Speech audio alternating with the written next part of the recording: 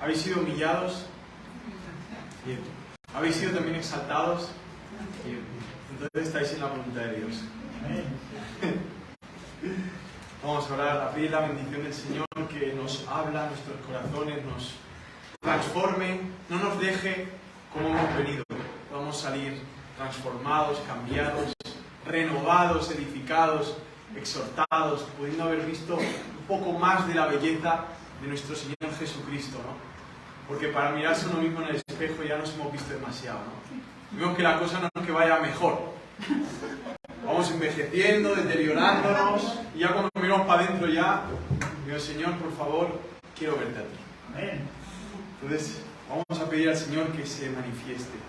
Amado Señor, como dice en Isaías 64, oh si descendieras, oh si rasgaran los cielos, Señor, y derritieras los montes.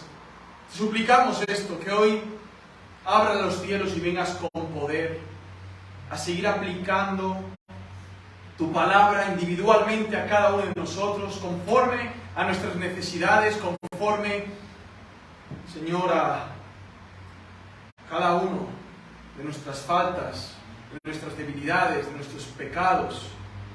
Queremos ser transformados, Señor. Yo no quiero quedarme igual. Transfórmame. Transfórmanos. Y aquellos que aún siguen muertos en sus delitos y pecados, esclavos del rencor, esclavos del ego, esclavos del orgullo, poderosamente libera, Señor. Transforma y da un nuevo corazón.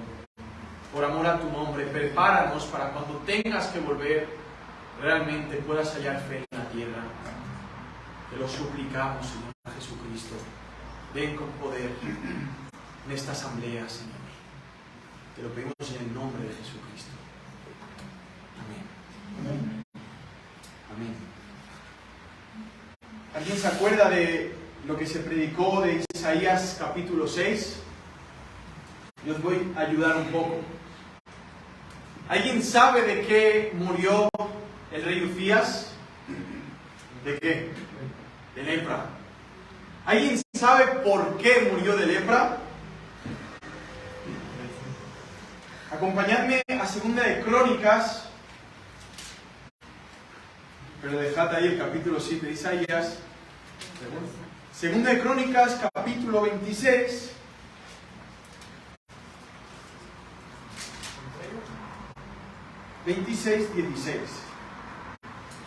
Dice así. Podemos empezar desde el 14. Le dice: y Uzías preparó para ellos, para todo el ejército, escudos, lanzas, yelmos, corazas y arcos, así como hondas para tirar piedras, e hizo en Jerusalén artefactos inventados por hombres ingeniosos para lanzar flechas y grandes piedras, y fueron emplazados sobre las torres y sobre las esquinas, y su fama se extendió lejos, porque fue ayudado maravillosamente hasta que llegó a ser fuerte. Fue ayudado milagrosamente y llegó a ser fuerte. Y sin embargo, cuando llegó a ser fuerte, su corazón se enalteció hasta corromperse y fue infiel a Yahvé, su Dios, pues llegó a entrar en la casa de Yahvé para quemar incienso sobre el altar del incienso. Tras él entró el sacerdote Azarías junto con 80 sacerdotes de Yahvé, hombres de valor, quienes se plantaron ante el rey Uzías y le dijeron: oh Uzías, no te corresponde a ti quemar incienso a Yahvé, sino los sacerdotes, hijos de Aarón, que están santificados para quemar incienso. Sal del santuario, pues has sido infiel, y esto no te será por honra de parte de Yahvé Elohim. Pero Uzías, quien tenía un incenciario en su mano para quemar incienso, se irritó, y en cuanto se irritó con los sacerdotes, la lepra le brotó en la frente delante de los sacerdotes en la casa de Yahvé junto al altar del incienso. Y cuando el sumo sacerdote Azarías y todos los sacerdotes se volvieron hacia él, he aquí tenía leprosa la frente, entonces lo hicieron salir de prisa allí, y él mismo se dio prisa en salir, porque Yahvé lo había herido. Y el rey Uzías fue leproso hasta el día de su muerte. En el capítulo 6, Uzías, rey de Judá, del linaje de la tribu de Judá, uno de los nietos del rey David y Salomón, ha muerto por su orgullo, por su altivez, por su arrogancia, pero paralelamente Isaías ha tenido la visión del gran trono, del Rey de Reyes, sentado, rodeado de serafines que cantaban: Santo, Santo, Santo es el Señor. Uzías ha muerto, así que ahora vemos que en el capítulo 7 sale otro rey también de la tribu de Judá, nieto de Uzías. Aconteció en los días de Acaz ben Jotam, hijo de Uzías, rey de Judá, que Rezín, rey de Siria, y Pekah ben Remalías, rey de Israel, subieron a Jerusalén para conquistarla, pero no prevalecieron contra ella. ¿Quién era el que estaba ahora siendo rey? Acaz. ¿Qué significa Acaz? Es importante ver a veces el significado de los nombres, porque en ello también vemos mucho mensaje que está encubierto en el significado del nombre. Significa Él ha tomado. Él ha tomado. El título de este sermón también es un nombre, Emmanuel, ¿no? La primera vez que veremos en el libro de la Biblia el nombre de Emmanuel. Y lo veremos desde varias perspectivas. Primeramente, desde el significado de otro nombre, que es el nombre del hijo de Isaías, que se llama Sear-Yashub, un remanente volverá. Este será el primer punto. El segundo punto, veremos la señal. ¿Qué es esa señal? ¿Cuándo se cumplió la señal? ¿Qué significa la señal? Y en el punto 3 veremos el juicio, porque vemos que en el libro de Isaías, así como hay mucha gracia y mucho del Evangelio de Jesucristo, paralelamente va acompañado de juicio, ¿no? Porque es la realidad, ya que el Evangelio es juicio. ¿Es juicio? Dirán, no, es perdón. Primeramente es juicio. En la cruz vemos el juicio sufrido en Cristo, ¿no? Y luego sí, perdón, si crees y te arrepientes. Si no, juicio. Así que veremos estos puntos. Primeramente, como también lo vemos en el libro de Isaías, siempre vemos un contexto político. Hay varios imperios en el libro de Isaías y vemos siempre amenazas que se presentan. Amenazas que son necesarias para probar al pueblo de Judá. Vemos que también el libro de Isaías se centra sobre todo en Judá. Israel ya se muestra apóstata y Judá aún va resistiendo la apostasía hasta que ya viene el cautiverio que sufrirá Jeremías y Daniel, mas no Isaías.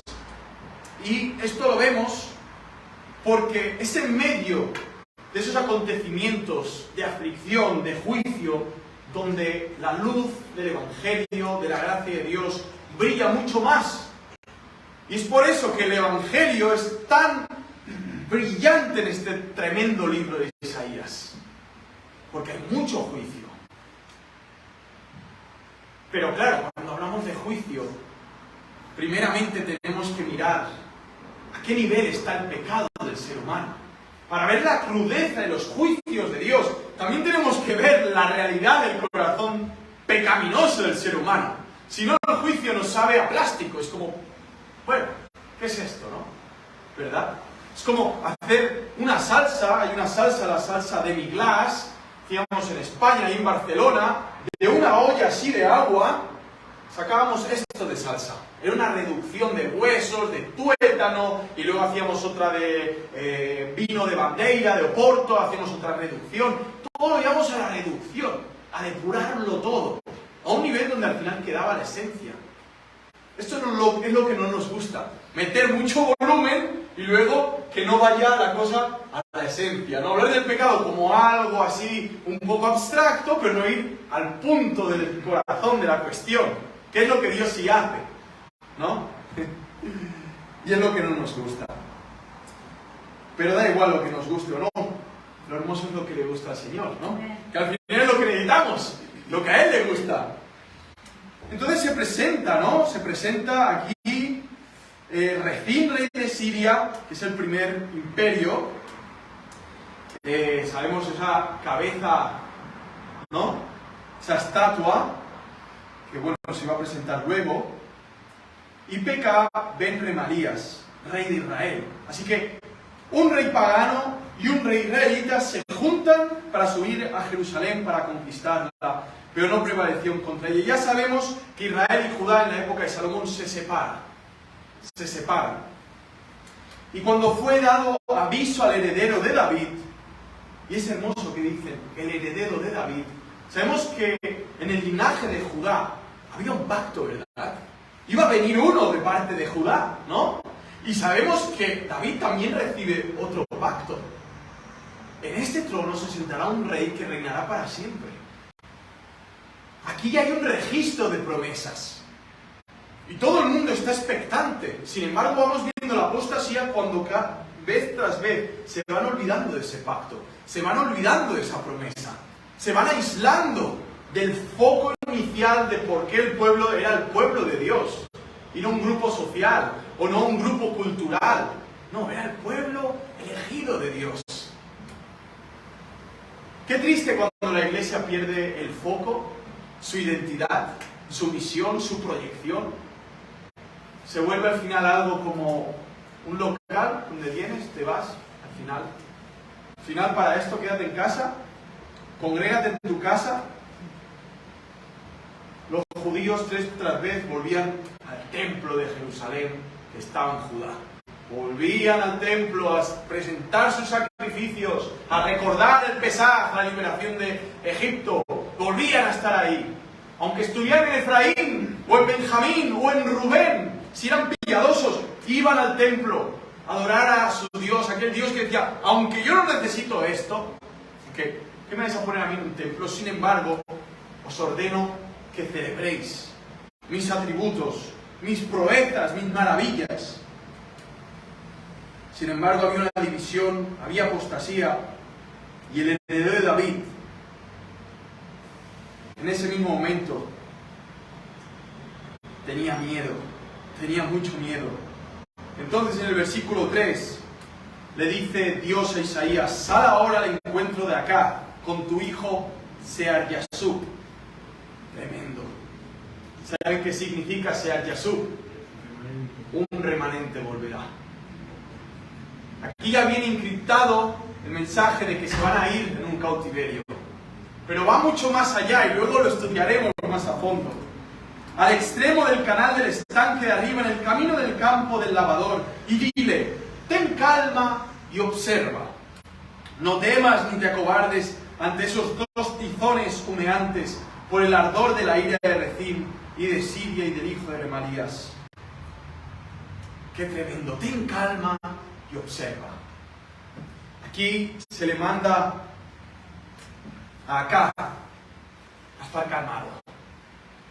Y no es una calma pasiva de decir, me importa un bledo lo que vaya a pasar.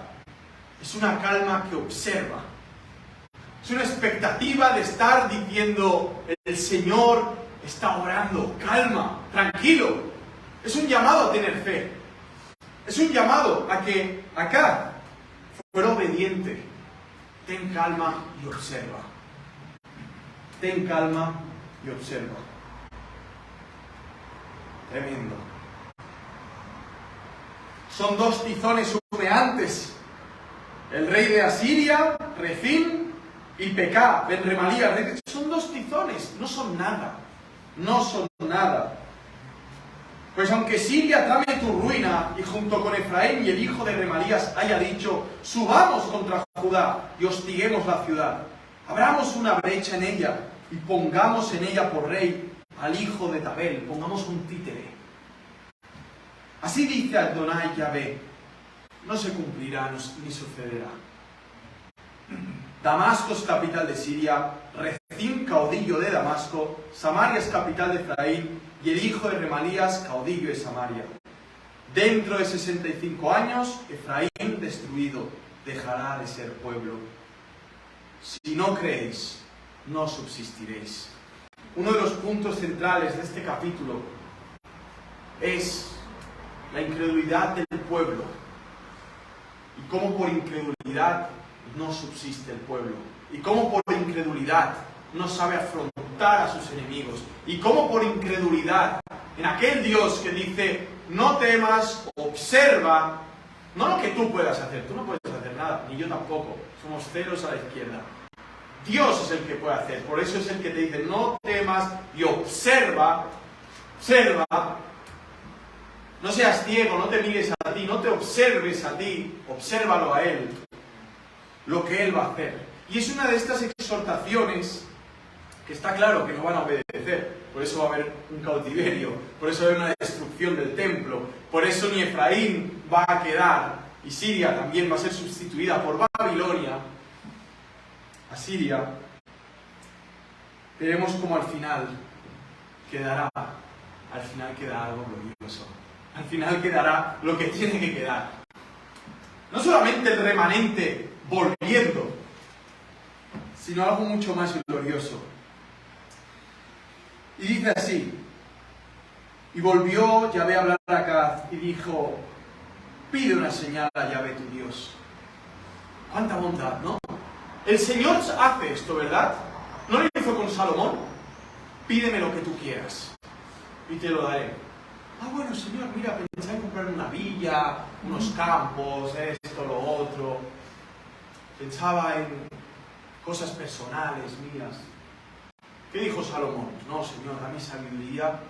Este pueblo es muy grande para saber cómo actuar, cómo decidir. Muy bien, Salomón, como has pedido esto, te voy a dar el resto de lo que el hombre me había pedido, pero tú me pediste sabiduría. Perfecto. Ya sabéis cómo acabó también Salomón, ¿no? Mejor haberle pedido, Señor, dame amor.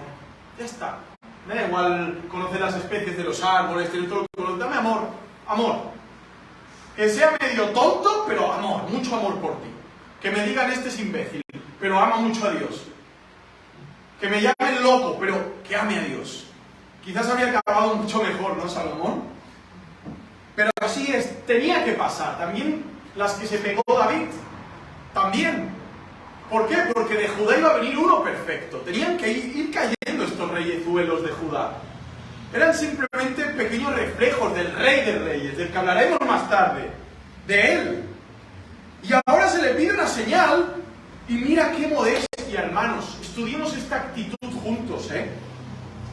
En lo profundo del abismo o en lo alto de los cielos. O sea, le pide una señal. Pídeme una señal donde quieras. Si quieres algo aquí, que las galaxias estrellen, yo las estrello por ti, acá. Yo te lo he mostrado. Pero si quieres algo bajo las aguas, también. Pídeme una señal. Sea muy arriba o muy abajo, yo te voy a dar una señal. Pero acá respondió, no pediré ni tentaré a Yahvé. Wow, un aplauso para este hombre tan humilde. Un aplauso para este hombre tan humilde que en 2 de Reyes capítulo 16 o en 2 de Crónicas capítulo 28 del 19 al 27 ni más ni menos dice que cogió a su hijo y lo sacrificó. Ni más ni menos dice que arrasó con el templo todo por dentro y puso ídolos y puso imágenes de Asera y llevó al pueblo a la idolatría. Eso iba a ser después. Aquí por el momento es muy humilde. Es muy humilde. Pídeme así, no, Señor, no te molestes por mí, Ojo, tranquilo. Y luego cogió a su hijo y lo sacrificó. Leedlo. El que lo encuentre primero lo puede leer. 2 de Reyes, capítulo 16. El que pueda leer 2 de Crónicas 28, 19 al 27. Mucha humildad hoy. Y mañana, ¿a quién le sacrificas? ¿Al Dios dinero? ¿Al Dios familia? ¿Al Dios orgullo? ¿Al Dios ego? Pero hay mucha humildad. El Señor te dice, pídeme una señal. Yo te manifiesto mi poder, mi gloria, mi grandeza, mis maravillas, mi gracia, mi amor, mi paciencia. Señor, no vayas a hacer esto. El Señor quiere hacerlo. Cada vez que te doblegas ante Cristo y te arrepientes, ¿acaso no está manifestando su gloria, su grandeza, sus maravillas? Pero somos como acá. ¿Alguien lo tiene? Si lo tenéis, leedlo. Sí, 2 de Reyes 16. 2 de Crónicas 28, 19 al 27. No pediré ni tentaré a Yahvé. ¿Lo tenéis?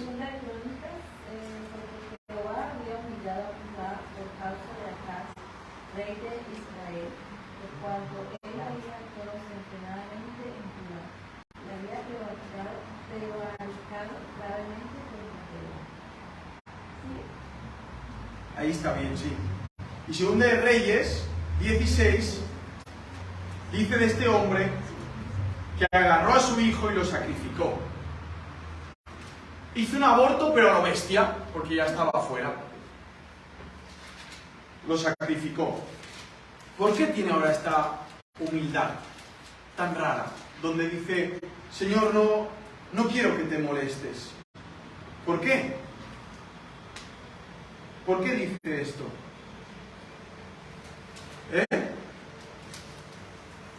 ¿Cómo tiene esa capacidad de ser tan humilde cuando hay un potencial de tanta maldad? ¿Existe una falsa humildad? Exacto, claro que sí. Existe una falsa humildad, existe una falsa piedad. Existe un disfraz. Mirad esto. Dijo entonces, oye ahora, heredero de David, ¿os es poco el ser molestos a los hombres, para que también lo seáis a mi Dios? ¿Estaba siendo más molesto por renegar de no querer ver la señal? Que si no lo hubiera dicho, ok, Señor, ok. ¿En base a qué era esto? Esto era una afirmación de que él era heredero de David, ya lo he dicho 2 veces, y había un pacto por en medio. Y Dios iba a mostrar, iba a guardar la casa de Judá hasta que viniera el Mesías prometido. Esa era la señal. Y por eso el Señor permitía que Jerusalén fuera intentado llevar a la destrucción, se fuera intentado que la gente lo destruyera, que se juntaran de Israel, de Asiria. El Señor permitía esto para mostrar que Él era fiel a su pacto. ¿Qué tal cuando nos olvidamos de los pactos de Dios, del que empezó la obra, la perfeccionará hasta el día del Señor Jesucristo? Eso es un pacto. Eso es el pacto de Dios, su obra, que cumplirá en cada uno de sus escogidos. Y cuando nos olvidamos, ahí estamos en nuestras fuerzas, queriendo ser perfeccionistas, automejorarnos, y se nos va cayendo a trozos todo lo que construimos. Llegamos a no confiar en que Él nos perdona y una y otra vez, porque empezó una obra y la perfeccionará, Él nos perdona. Y nos vamos olvidando. ¿Y ya para qué arrepentirse si mañana voy a caer igual? ¿Para qué arrepentirte? Pues sí, porque Él te lava con su sangre. Te purifica, te libera, te consuela, te restaura, te muestra su gloria y su imagen sublime de Redentor, de Rey, como la que le mostró en el capítulo 6. ¿Para qué arrepentirme si mañana no sé qué? No quiero el efecto parabrisas, sucio, limpio, sucio, limpio. Si es verdadero arrepentimiento, nadie quiere ser un parabrisas. Pero como estás viajando, es inevitable que se estrelle algún mosquito contra el ventanal o algún pajarraco. Es inevitable, porque estamos de camino a casa en cuerpos de carne y hueso con pecado. Pero no me digas que no es inevitable no arrepentirse, porque si lo quieres evitar, entonces se te saldrán las ruedas del carro y te dejará tirado en el desierto más duro que puedas encontrarte. Bueno, ok, acá, no quieres una señal, ¿no? Vale. Por tanto, Adonai mismo os dará señal. Entonces, el Señor te va a dar una señal. He aquí la Virgen, y aquí es interesante, en hebreo hay varias palabras, como podría ser, en estas palabras hay 3 tipos de palabras. Hay una palabra que se dirige a chica, niña, joven, que es virgen. Hay otra palabra que se llamaría alma, que es mujer, doncella, que se ha guardado para la virginidad. Y hay otra que la reúne todas, y es la que se aplicaría, pues sí, no para otra, sino para la que iba a ser María, de la tribu de Judá. Que no solamente era joven, pero no una niña.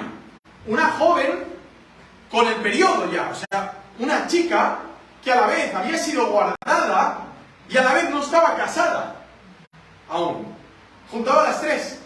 Y aquí se presenta no solamente que una virgen quedará encinta, o sea, normalmente quedas encinta porque dejas de ser virgen, ¿no? Bueno, aquí la doctora me podrá corregir. Sí, ¿no? Hay que ser muy estudiado, ¿no? Aquí la virgen quedará encinta y dará a luz un hijo y llamará su nombre Emmanuel, Dios con nosotros. Esto se le da por señal acá. No hemos visto que nadie en la historia de la Biblia tuviera este nombre, ¿verdad? No. Luego, en el capítulo 8, versículo 8, dice: e inundarán Judá y crecerán y llegarán hasta el cuello y se desplegarán sus alas hasta cubrir la anchura de tu tierra, oh Emmanuel. Las tierras de Emmanuel, ¿no? Pero más adelante vemos en Mateo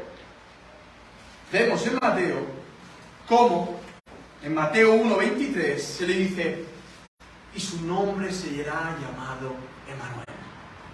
No sé de quién me estás hablando, porque al que yo conozco se llama Yeshua, no Emmanuel. Emmanuel significa Dios con nosotros. Emmanuel, hermanos, y esto es glorioso, es lo que Dios iba a hacer. Encarnarse. Porque Jesús no se llama Emmanuel. Jesús es Emmanuel. Jesús es Dios con su pueblo. Y es el único en la historia que viene de una virgen. Yeshua, el Mesías, el Rey. Este nombre habla de que la segunda persona de la Trinidad se encarna. Y en el capítulo 6 vemos la Trinidad cuando dice: santo, santo, santo es el Señor. El segundo que es santo se iba a encarnar, aplicando el significado de este nombre que es Él con nosotros. Y esto es una promesa. En ese momento, imaginaos, nos están rodeando, aquí hay una confabulación, van a acabar con nosotros, ¿qué va a pasar con Judá? Ya no va a haber el Redentor, ya no va a haber el Mesías. ¿Qué trono le dijeron a David? ¿Un trono eterno de qué? Y a Judá, al patriarca Judá, que le dijeron que iba a salir uno, ¿no? De la vara de Isaí, que iba a ser un rey. David no fue, mira cómo acabó. Viejito, siendo calentado por una virgen en las noches de invierno en Judá. Salomón, peor. Acá, leproso, muerto. Uzías, perdón. Y acá, ¿qué le está pasando acá? Ahora recibe una señal.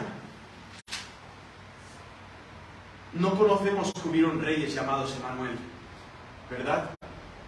Estaba muy difícil la cosa. Que haya que tener un hijo sin tener relaciones sexuales, sin esperma. Que una virgen tenía que dar a luz a uno que iba a ser llamado Manuel. Ok, entendemos. No hubieron Emmanueles.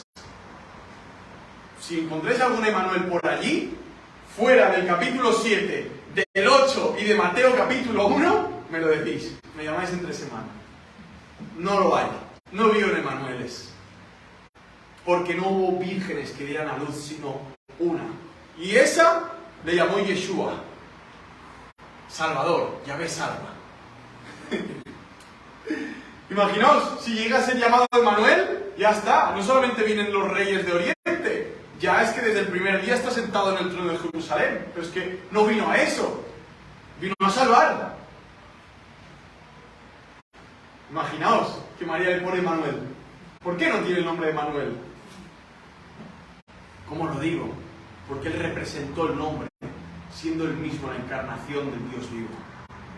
Es por eso mismo. Luego vamos mirando más adelante y dice que comerá requesón con miel. Aquí me encanta, es una definición, y ya vamos por el punto de la señal. Es una definición de la vida que iba a tener este Emmanuel. Requesón con miel. Algo, comida de pobres. De pobres. Y si me dices, ¿cómo que de pobres, Esteban? A mí me encantaría a mí comer requesón con miel todo el día. Bueno, más adelante aquí está diciendo que comerán requesón con miel. Dice, y por la abundancia de leche comerán cuajada. Sí, todo lo que quede en el país comerá cuajada y miel. En un contexto de juicio donde ya no hay comida, no hay nada, pero oye, pones que da miel y cuajada, ¿eh? Mi mujer estaría súper feliz todo el día comiendo cuajada con miel. Pero no puede porque es alérgica. Comerá requesón con miel hasta que aprenda a rechazar el mal y a escoger el bien. Y aquí vemos esa vida del Dios encarnado. Cómo él mismo aprendió. Dice Hebreos 5, 8 al 7. Por lo que padeció, aprendió la obediencia. El mismo Dios hecho hombre tuvo que aprender a ser obediente desde niño. Tuvo que saber lo que era amargo y dulce. Tuvo que crecer y desarrollarse como una persona también. Y aquí está hablando de una señal, pero claro, dice en el 16, porque antes que el niño aprenda a rechazar el mal y a escoger el bien, será abandonada la tierra por los dos reyes que te hacen temer. Y aquí hace un salto cuántico, desde lo que es Belén, la encarnación, el nacimiento virginal, otra vez al contexto, otra vez allí. Y aquí está, en ese lenguaje que formará parte del ministerio de Isaías, que Jesús también lo vuelve a encarnar. Y dice así en Mateo 13, y me encanta porque si os acordáis en el capítulo 6, Isaías tiene un llamado. Isaías, háblales, para que entendiendo no entiendan, para que viendo no vean, para que siendo muy sabios queden como tremendos estúpidos, que no se enteren de nada. Y Jesús viene y lo repite. Mateo 13, del 10 hacia adelante, dice, y acercándose los discípulos le dijeron, ¿por qué les hablas en parábolas? Él respondiendo dijo, porque a vosotros os ha sido dado a conocer los misterios del reino de los cielos, pero a ellos no ha sido dado. Porque al que tiene le será dado, y tendrá más que suficiente, pero al que no tiene, aún lo que tiene le será quitado. Por esto les habló en parábolas, porque viendo no ven, y oyendo no oyen, ni entienden. Y se cumple en ellos la profecía de Isaías. Isaías capítulo 6, que dice, de oído oiréis y no entenderéis, y viendo veréis y no percibiréis, porque el corazón de este pueblo se ha engrosado. La soberbia y el orgullo de Uzías, del que tenemos aún mucho nosotros. Y con los oídos oyen pesadamente, y han cerrado sus ojos, no sea que vean con los ojos, y oigan con los oídos, y entiendan con el corazón, y se conviertan, y yo los sane. Ay, cuando el orgulloso se cree sano, es lo peor que hay. Es lo peor que hay. Cuando el arrogante cree que está siendo sanado, pero no se ha arrepentido de su orgullo, ni de su arrogancia, ni de su prepotencia. Por eso el Señor dice, no, yo no voy a hablar para que me entiendan. Son muy orgullosos. Voy a hablar de forma que solo los niños lo entiendan. Isaías acepta ese ministerio en el capítulo 6. Ante este pueblo que se cree, los sabelotodos, sin embargo, son paganos, son apóstatas, tienen muchos ídolos, y ahora se les da una señal que no hay quien la entienda. Solo hay un nombre esperanzador. Dios está con nosotros. Pero ya me dirás tú, ¿cómo Dios va a estar contigo si amas más las cosas de este mundo que las cosas celestiales? ¿Cómo vas a amar más a Dios si tu corazón está partido con el amor que tienes a ti mismo? ¿Él está contigo? ¿Qué dice la palabra? Él está con el de corazón contrito y humillado. Y el corazón duro como una piedra, el Señor se distancia. Y sí, si hay amor, lo quebranta. Hay paciencia, pero también los pasa por arriba. Y es fuerte. Y es fuerte. Porque el corazón de este pueblo se ha engrosado.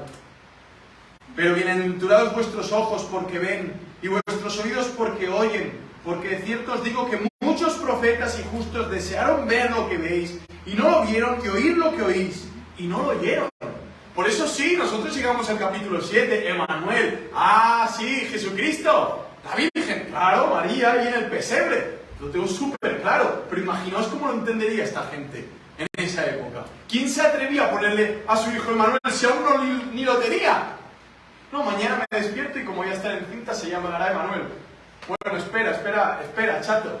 Espera sentada, ¿sabes? Espera sentada. Cosas complejas. Pero está claro que esos dos reyes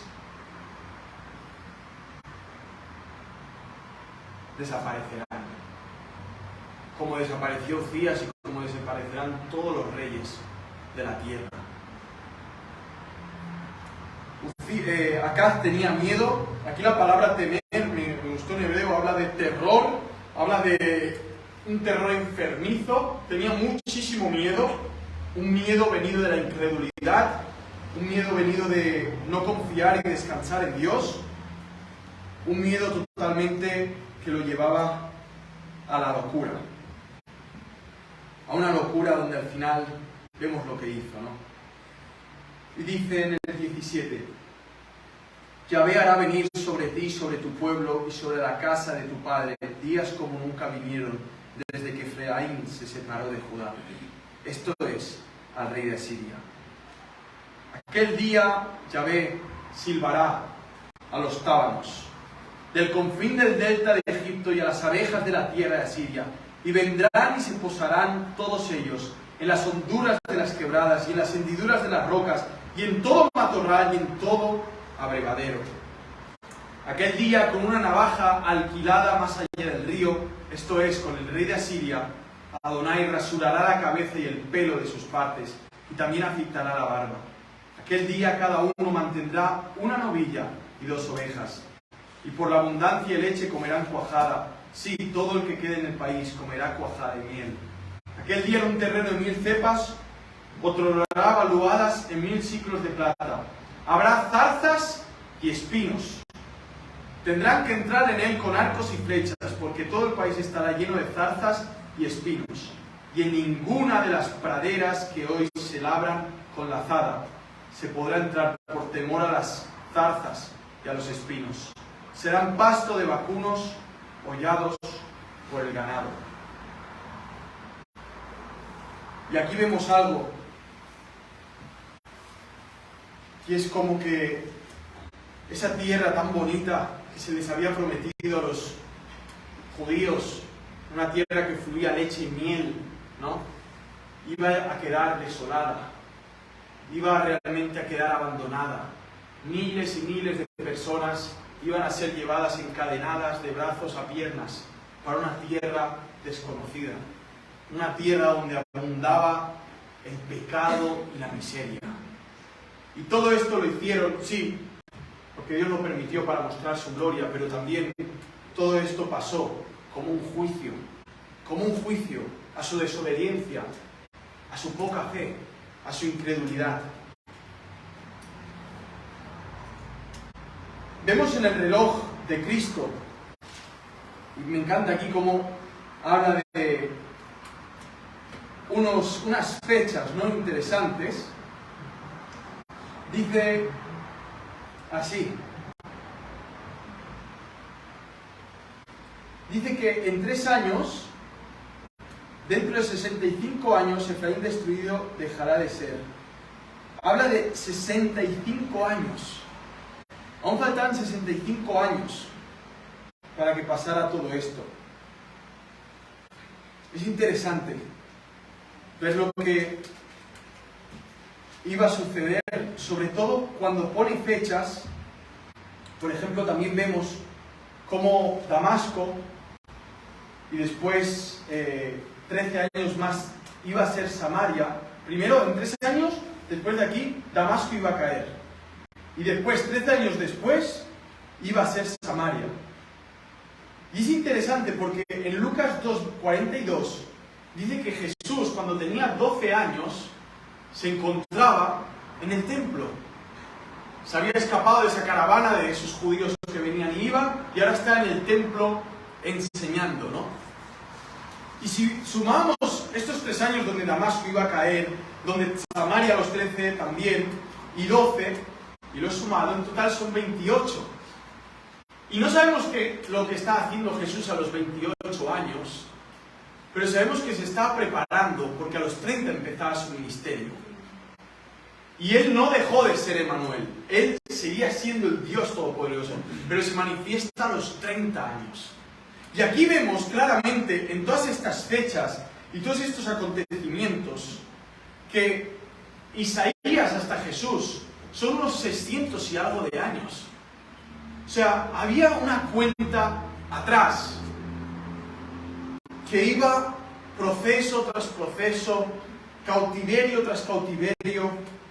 Vemos cómo iban pasando los eventos históricos, cómo primero fue Asiria, luego fue Babilonia, luego Alejandro Magno con Grecia y luego el Imperio Romano. Y vemos cómo todos estos imperios ya estaban permitidos por Dios, ya estaban diseñados para que el utensilio de donde iba a venir el Mesías, que era el pueblo judío, en un escenario perfecto, después de que una casa donde se le había prometido un Mesías llega a desaparecer, de forma que esos dos descendientes de Judá, María y José, no eran reyes, carpintero, eran pobres, sabemos porque hacían unos sacrificios de lo más pobre que había, palomitas en el templo, no eran corderos, engordados, ni becerros, no, eran palomas, eran pobres, descendientes de reyes. La casa de David había casi desaparecido, había quedado en nada. Nos parece todo muy lejano, pero hace solo 2000 años de esto. Está muy cerca todo, el tiempo pasa volando, pero los decretos de Dios se van cumpliendo, sus designios se van cumpliendo hermosamente. Vemos en el versículo 4, y aquí vemos varios temores que tuvo Acaz, varios temores en los que nos podemos familiarizar. Primeramente en el versículo 4 que dice: ten calma y observa, no temas ni te acobardes. Vemos de Acaz más adelante que hizo todo lo contrario, no tuvo calma ni observó. Cegadamente, con afán, tuvo mucho miedo y fue un cobarde. Fue un cobarde. En el 9, no creyó, no subsistió, no se mantuvo, no creyó, no tuvo fe en Dios. No tuvo fe en Dios. En el 13, tuvo una falsa humildad. Una falsa humildad. El 16, tenía temor de esos dos reyes. Vemos estos 4 versículos donde se manifestaba que este hombre realmente no estaba mirando al Señor. ¿Y no nos pasa eso cuando no miramos al Señor? Miedos, inseguridades, no tenemos un punto de observación de lo que Dios está haciendo, no tenemos calma, tenemos terror, todo nos da miedo, todo nos da cosa. ¿Qué dirá el jefe? ¿Qué pensará esto? Lo otro, ay si me echan, ay si esto, ay qué pensarán, ay qué dirán. Uy, que viene el jefe, corre, deja de hablar, haz las cosas bien. Emmanuel, Dios con nosotros. ¿Acaso ese nombre no nos tendría que quitar el temor, la duda, la incredulidad? Si Él está contigo, hermano, ¿tú sabes lo que significa que Dios está contigo? Significa que no hay que tener temor, que te puedes reír en la cara de la gente. Te voy a echar mañana, sí. Señor, abre y cierra puertas, amigo. Haz lo que tengas que hacer, yo haré lo que tengo que hacer. Honraré a Dios con mi trabajo. Todo lo que tengas que hacer, yo haré lo que tenga que hacer. Emmanuel. ¿Sabes lo que significa eso, jefe? ¡Que Dios está conmigo! Aleluya. Cuando ese nombre no nos resuena en la oreja, el jefe dice algo, nos cagamos encima. Y olemos a incrédulo, a caca. Incredulidad es caca. Incredulidad igual a caca. Los incrédulos no entrarán al cielo, se irán al infierno por toda la eternidad. ¿Por qué? Porque no confiaron ni creyeron en aquel que era digno de confianza. La incredulidad se paga duro con un sufrimiento eterno. Eterno. Eterno. 38 minutos. Vamos bien. Vamos también, que ya he acabado. Para concluir, hay una mezcla de nombres en este capítulo 7. Primeramente, Isaías. ¿Qué significaba Isaías? Jesaya. Yahvé, el Salvador. Es tremendo, ¿no? Yeshua es Yahvé salva. Isaías es Yahvé, el Salvador. Acá, él ha tomado. Sear Yashub, un remanente volverá. Emmanuel, Dios con nosotros.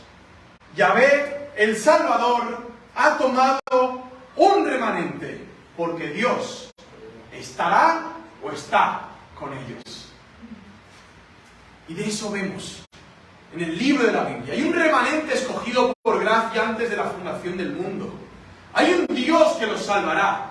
Pero este pueblo está desviado. Este pueblo está alejado. Este pueblo nace corrupto. Nace como Uzías, nace como Acab. Nacemos con esa miseria heredada a la edad.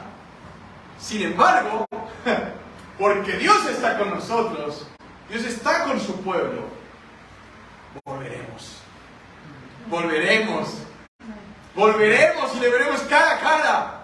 ¿Te has desviado? Si eres del Señor, volverás.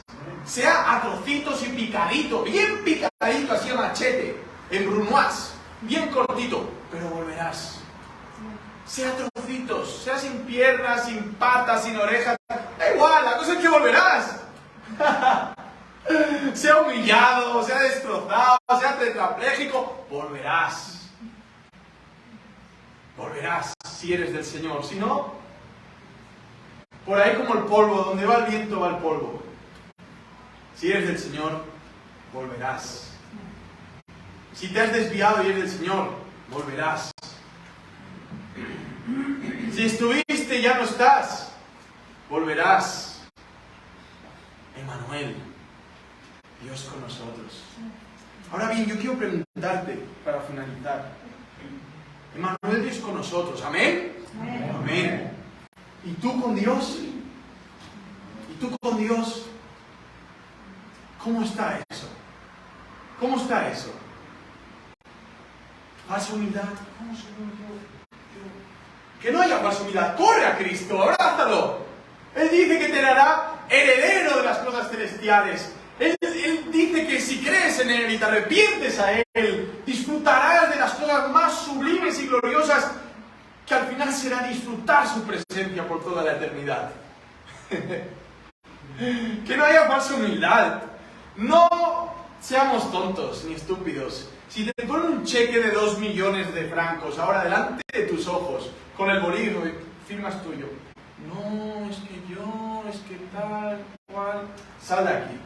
Gracias, adiós. ¿O no? No. Vete por ahí, no te lo crees ni tú.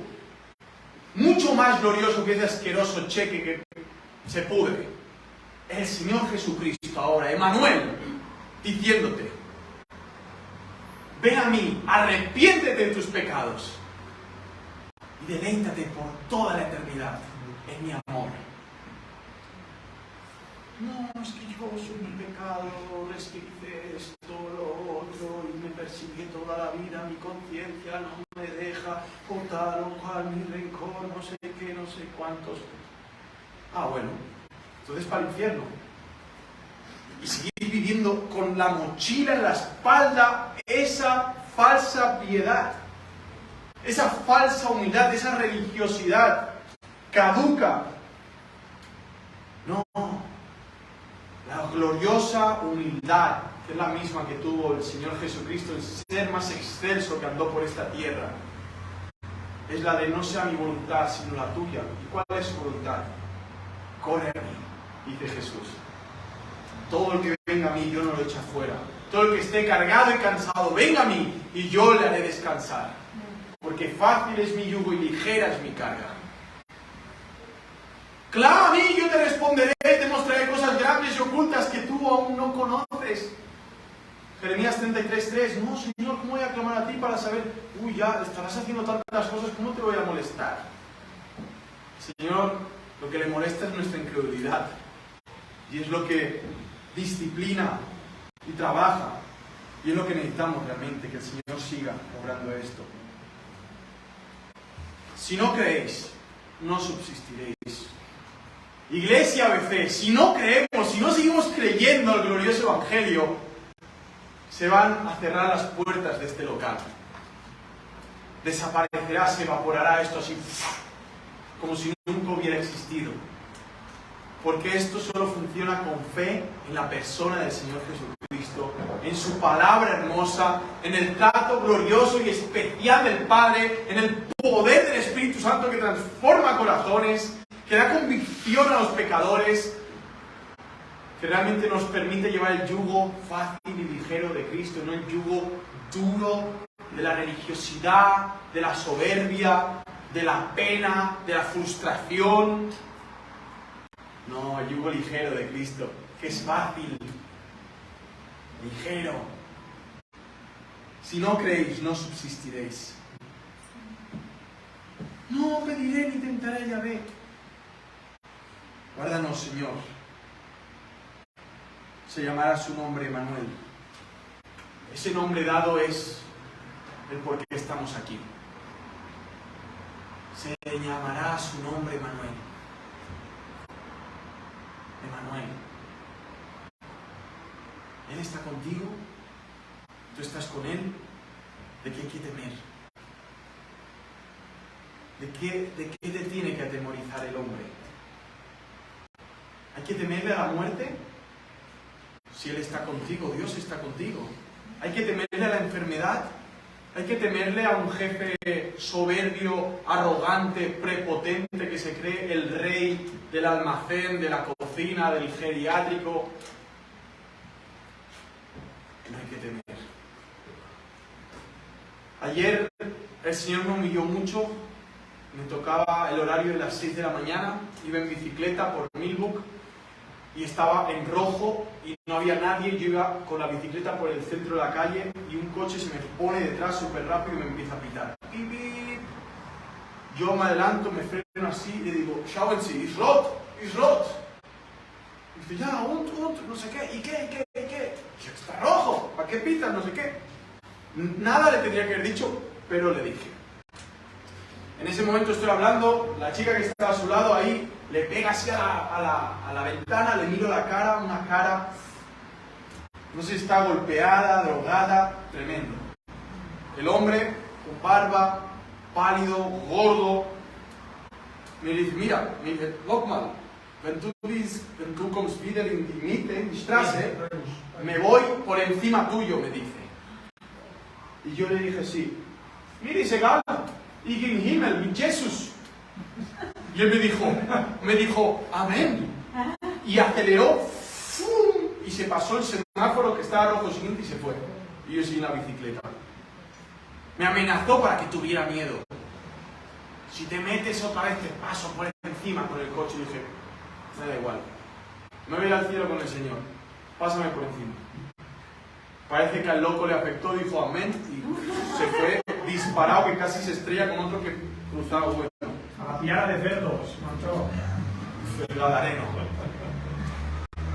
Hermanos, para finalizar, realmente es algo que necesitamos todos recordar siempre, que Dios está con nosotros. Pero también pensar, para que Dios esté contigo, ¿qué hay que hacer? ¿Qué hay que hacer? Y eso está en todos lados, eso está claro. ¿Qué hay que hacer para que Dios esté contigo de una forma personal, íntima, cercana, como padre, como tu pastor, como tu rey, como el consolador, como que el que te ilumina. Hay que arrepentirse al Señor Jesucristo. Hay que reconciliarse con Dios por medio del Señor Jesucristo, suplicándole perdón por tus pecados.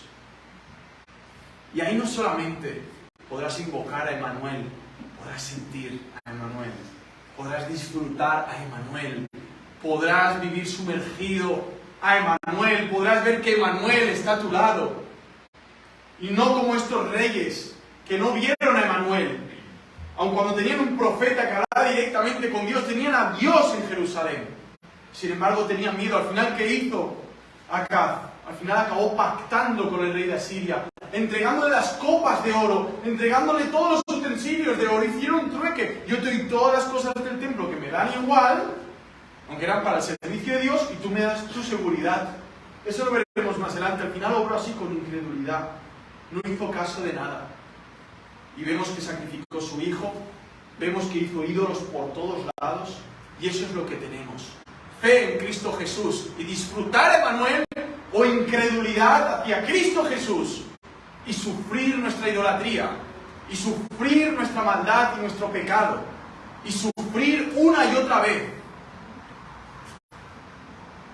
la tristeza y la frustración de unas fuerzas ilimitadas que tenemos fuera de foco, no puestas las fuerzas en Cristo que nos las da, y ver que corremos tras el viento, que somos como flores muy bellas pero que se acabarán secando, perdiendo todo su aroma. Invoquemos a Emmanuel ahora mismo. ¿No quieres esto?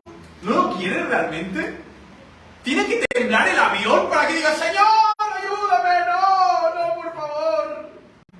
¿Tiene que llegar un cáncer? ¿Tiene que llegar un tumor? ¿Tiene que llegar algo terrible para decir, Emmanuel, ahora sí, te quiero conmigo?